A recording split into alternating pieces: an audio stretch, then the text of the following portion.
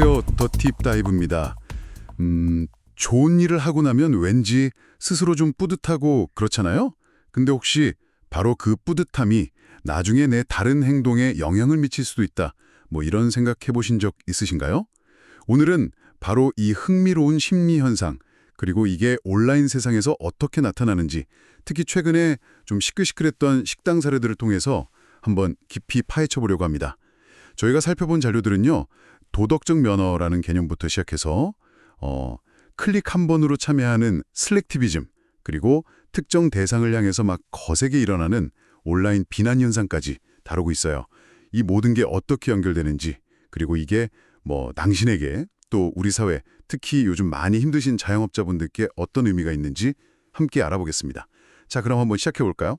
우선 도덕적 면허 효과, 이거부터 좀 짚어보죠.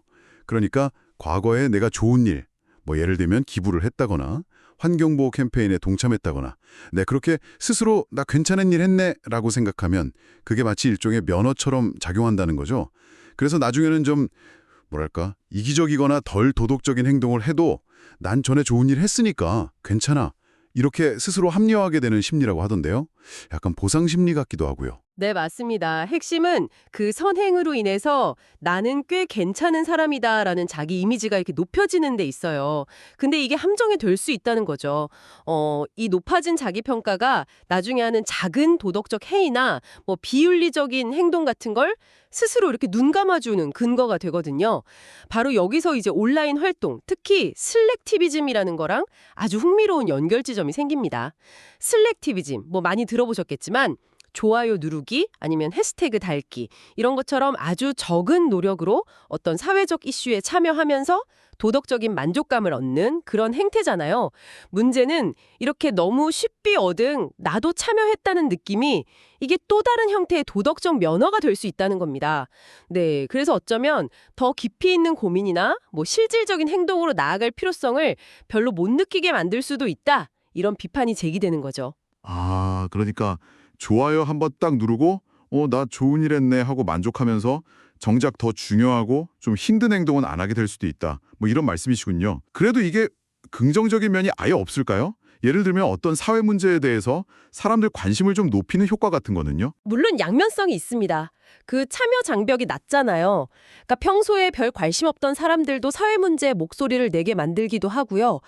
해시태그 블랙 라이브스 매터 사례처럼 특정 이슈를 굉장히 빠르게 공론화시키는 그런 강력한 힘을 보여주기도 하죠. 그리고 이런 가벼운 온라인 참여가 때로는 서명운동이나 기부 같은 좀 더 적극적인 행동으로 이어지는 입문 역할을 할 수도 있고요. 대중의 인식을 높이는 효과는 분명히 존재합니다. 하지만 그럼에도 불구하고 실질적인 변화를 이끌어내기보다는 그냥 자기 만족에 그칠 수 있다. 이런 점. 그리고 아까 말씀드린 그 도덕적 면유 효과로 이어져서 더 큰 행동을 막을 수 있다는 위험성. 이건 여전히 중요한 지적인 것 같아요. 근데 있잖아요. 최근에 그 여수 식당 사건이나 속초 오징어 안전 사건처럼 특정 가게를 향해서 온라인 여론이 들끓었던 경우들. 이건 단순 슬랙티비즘이라고 보기엔 좀 결이 다른 것 같아요. 파급력이 훨씬 직접적이고 어떨 때는 정말 파괴적이기까지 하잖아요. 네, 정확히 보셨습니다. 이건 목표랑 결과 면에서 슬랙티비즘하고는 확연히 좀 구분이 됩니다. 이건 디지털 자경주의? 아니면 온라인 소비자 운동으로 보는 게 더 적합할 것 같아요. 환경보호 같은 좀 추상적인 대의보다는 바가지 요금이다, 위생이 불량하다 이런 아주 구체적인 문제를 직접 겨냥하거든요.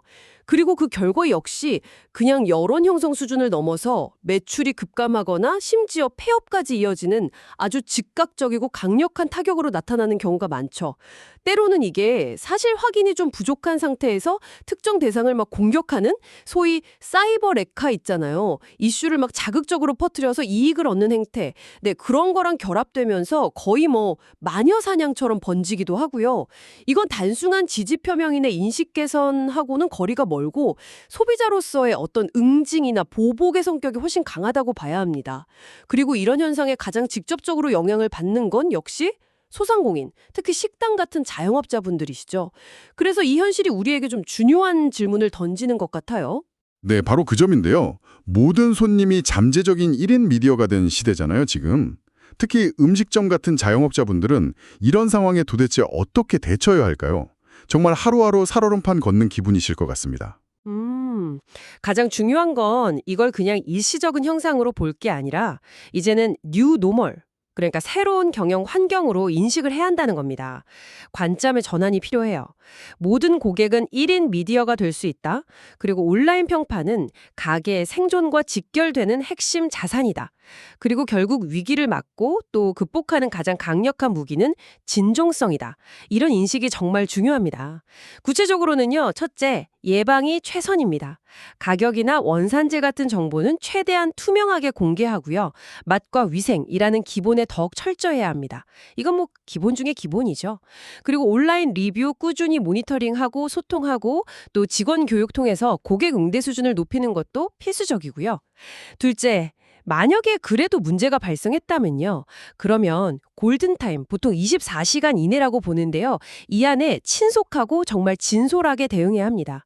변명보다는 경영주가 직접 나서서 잘못을 인정하고 구체적인 개선 약속과 실행을 보여주는 게 중요해요. 괜히 불필요한 논쟁은 피하고요.